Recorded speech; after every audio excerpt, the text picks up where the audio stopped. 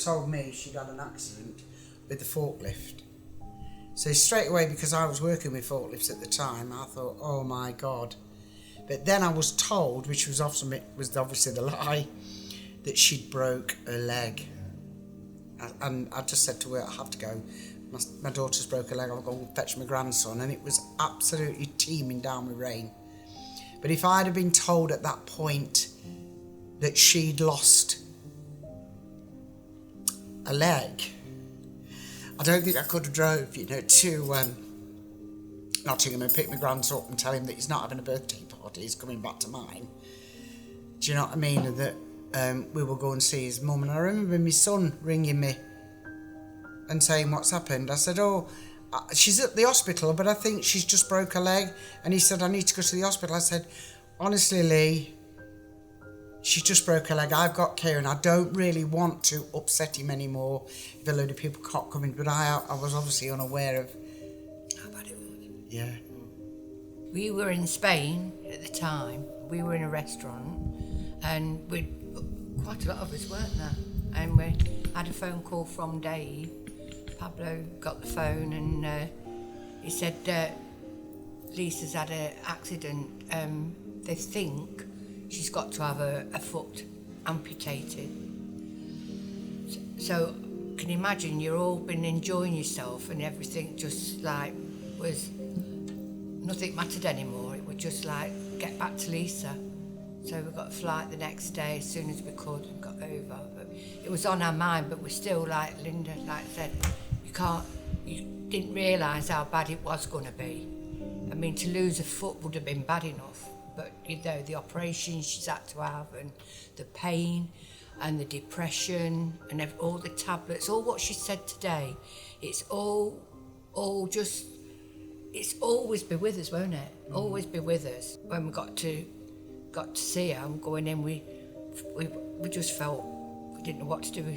You don't sort of talk to each other and stuff. Do you know what I mean? It's like, because you're just dreading going in.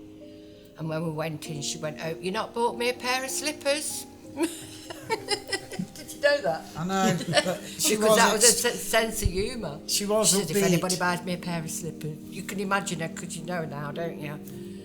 And it went from there, and oh God, some down times, and must have been. I mean, obviously I'm not a real mum, Linda is, but I mean, she's always been like a daughter, because right from little, but it was just changes your life, changes everybody's life.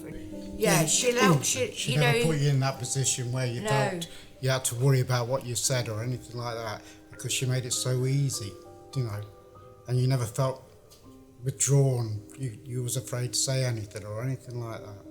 Always made you feel very easy. Yeah, she did. Yeah.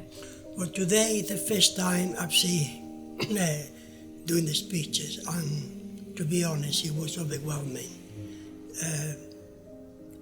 David and Lisa as well.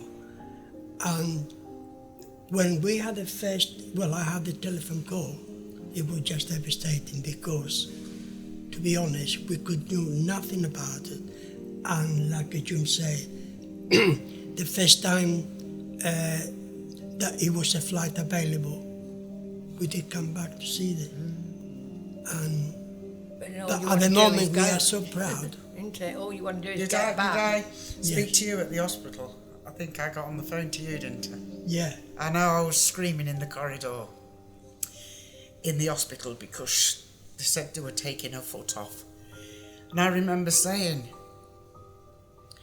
if they take her foot off, how's she going to walk? How can she stand if they take her foot off? Not realising that actually they were going to take her leg off. I didn't know then. I do feel sad a lot of the times, because I know she's having a hard time on things, but she won't let you be like that. And I'm glad, but you do think, oh, how's Lisa gonna? How's it? When she first started driving, I was so proud of her. And I don't touch her wheelchair; it's too heavy for me. She slings that in and out of the car, but at the minute she has stopped driving. But when you see her doing that, you can start to back off, because she doesn't like you helping her at all. But I'm so proud of what she's achieved. But her life is hard. It is hard. It literally, changes everything. You know, when she used to walk in a room, I know when she was young, she's still stunning, but they look at her for a different reason. What they were doing then, you know, looking at her, and she was stunning, and Lisa had to, and I know she won't mind me saying it because she said it herself, you know what I mean? All that, she has to adjust her life to that, and people staring at her. And I struggle with that even now, when people, they do stare, especially children, but when they stare at her, you know, you just think, why are you staring at her? She's just in a wheelchair. She did start the Amputee group. These are people that don't want to come out because people are staring at them, or, you know, I remember Lisa telling me a story about she went to try something on and there was no disabled place where she could try on some trousers. Oh. So she did it on the shop floor in front of everybody. You know, and you think, oh God, yeah, you would do that, Lisa. But and it's right, you know, you should provide this. I see her confident. I saw her confident when she was even having the accident. She was making me feel better when she was in hospital. And she did it to everybody. But I know at the time I was thinking, you're hurting. But people were crying out. My brother was crying all the time. And I said, Alan, you can't go in there like that. But he'd come out laughing. He said, oh, she's bang on and she's fine. Do you know what I mean? So a personality in that respect, but I think she hides it. I think Lisa hides a lot of what she's going through, and I think I see it, you know, the struggles, because it is a struggle. It is a struggle for her.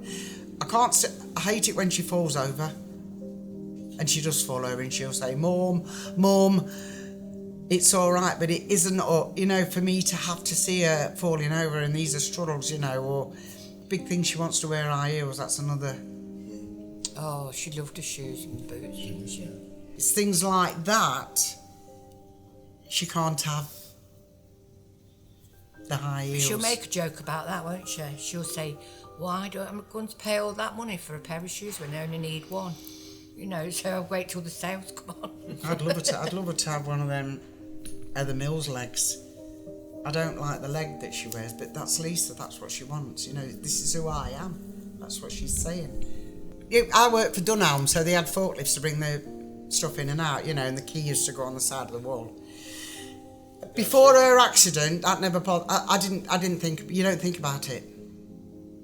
But because of what happened to her, I am very, very conscious of anything. Well, I'm retired now, but I was very, very conscious after that. Because before this, you know, health and safety is now very important. But I've been in retail. I was 50 years in retail. So when the health and safety started to come in, I used to think, get me matches. But you know what? They are right in what they're doing. Do you know what I mean? Because obviously I've got the results of my daughter having this. So I'm glad she's doing the speeches, because if it makes a difference, you know, to companies, you know, all the time it's the company that's letting, I think she said it earlier, didn't she? And I just hope what Lisa's doing now, and it does devastate. It devastates the family. It affects the family. It's affected her. It's obviously affected my grandson, that does upset me, because it has affected him. And he is an only child, and she does spoil him. And he's lovely. He's a lovely boy, but this has devastated Kieran, and it's affected his behaviour. I blame the company for allowing that to happen.